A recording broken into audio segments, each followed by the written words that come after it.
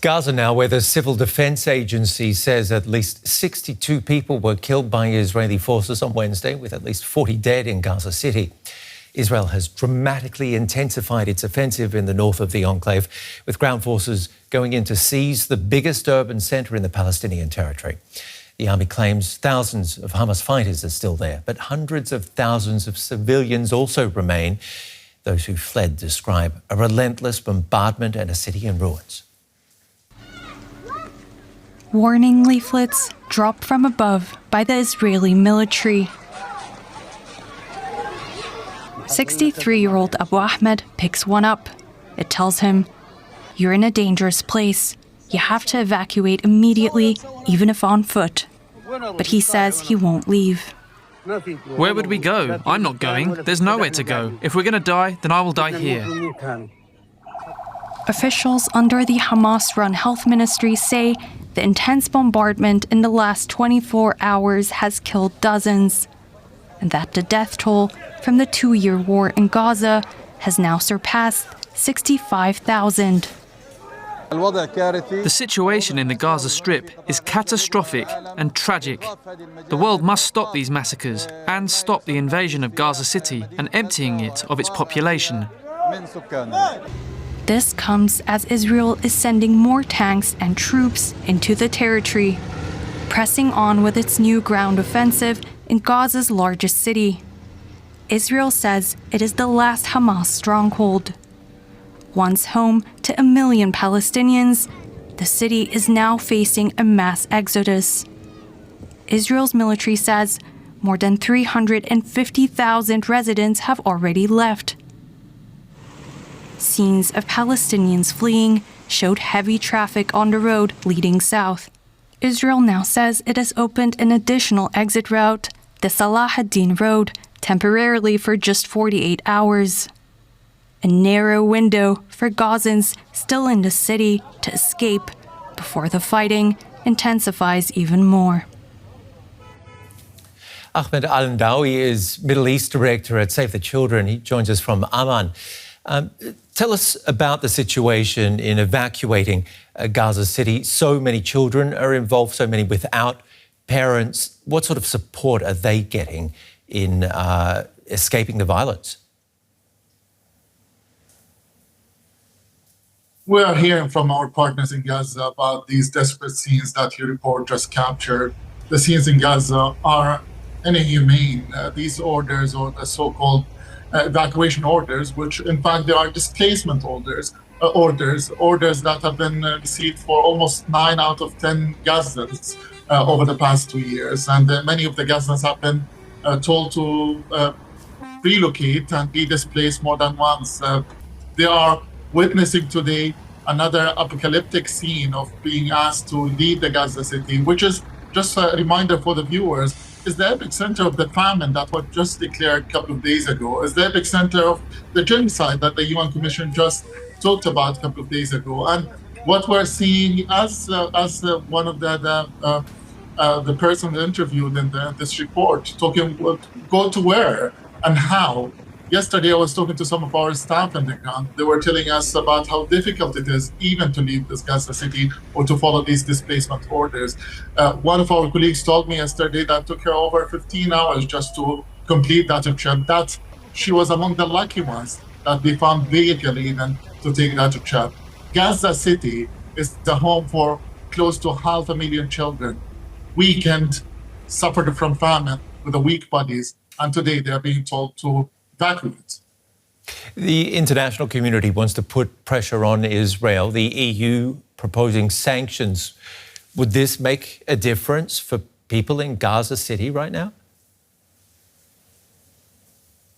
Yesterday, over 20 major aid groups teamed up together in one statement urging the international community, as we are just a few days away from the UN General Assembly, to really assume its responsibility to stop this genocide. What we're seeing today, and as expressed by over 20 operational entities that are working, humanitarian actors, and let me here talk about and express my condolences to our colleagues at Doctors Without Borders, who have suffered the 13th colleague who were killed as a result of the bombardment of Israel, to their tent. Our colleague Hussein al-Najjar, who lost his life just yesterday, as another colleague of the humanitarian workers who have lost their lives in the attempt of supporting the people in Gaza. So, of course, the international community should do more, should put more pressure, should use its leverage. And we are a few days away, as I said, from the UN General Assembly, and the people of Gaza, the world is watching Gaza, but the people of Gaza is watching this UN General Assembly and watching the international community to exert its pressure on Israel to stop these atrocities. And this operation, we've heard again, could go on for months. It had been said well before the operation that this could go well into next year. Where is that going to leave the Palestinians in Gaza?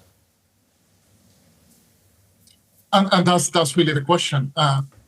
Almost every hour, a child is killed in Gaza. Let that sink in for a minute.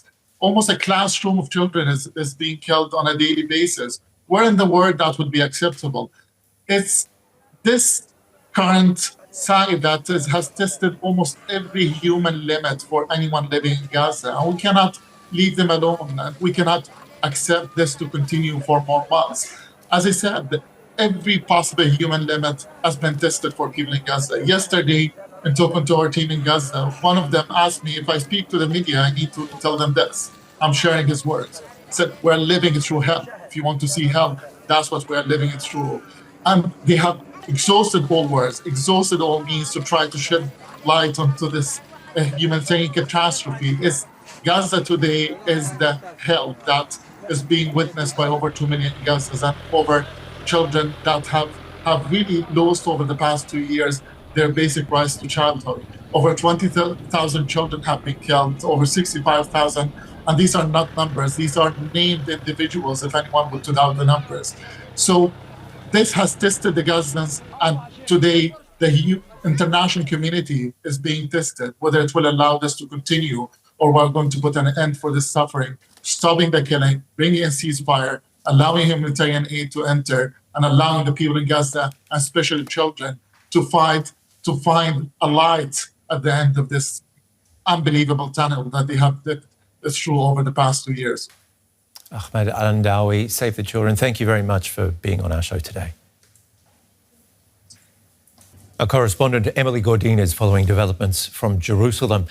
Just how intense would you describe the offensive in Gaza City? Well, Ben, essentially we're watching total chaos unfold in Gaza City as Israel presses on with its military operation to conquer the territory.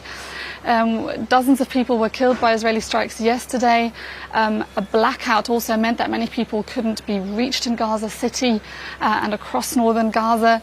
The so-called evacuation of civilians from Gaza City, as the IDF likes to put it, is accompanied essentially by strikes, shellings and explosions. And while 350,000 people, according to the IDF, have in fact left Gaza City, that still leaves about 500,000 people, many of whom don't want to leave. They don't want to be forcibly displaced again. For many, it's just been too many times. It's not once, not twice, but 8 or 9 times. Others are too scared to leave. The Salah ad-Din road that was mentioned in the report there, Human Rights Watch has found in past investigations that this road has also been the target of Israeli strikes. Now, other Gazans who would like to leave Gaza City simply can't afford to leave because it is too expensive. And we also know from the UN that no aid has been coming into northern Gaza as the IDF closed the Zakim crossing on Friday. So all of this is happening as hunger is also rampant in Gaza. Despite the humanitarian consequences and these catastrophic circumstances on the ground, the Israeli government, and despite, in fact, criticism from the Israeli military establishment, the Israeli government seems adamant in pressing on with its offensive. At the same time, relatives of Israeli hostages held in Gaza continue to demonstrate concern. This military campaign is putting their loved ones at risk. That's been the concern all along, but it doesn't seem to sway the Prime Minister. That's right. Yesterday, around 200 protesters gathered in front of Prime Minister Netanyahu's residence in Jerusalem, among them Einav Zangauker, whose son Matan was captured on October 7th, 2023, and who is still held hostage in Gaza. She has accused Netanyahu in the past of deceiving her and promising her to get her son out through a deal. That deal now looks ever more unlikely, given the continued offensive around Gaza City, but also given the recent Israeli strikes on a mediating country, Qatar, that is hosting the Hamas delegation that was reviewing a recent ceasefire proposal.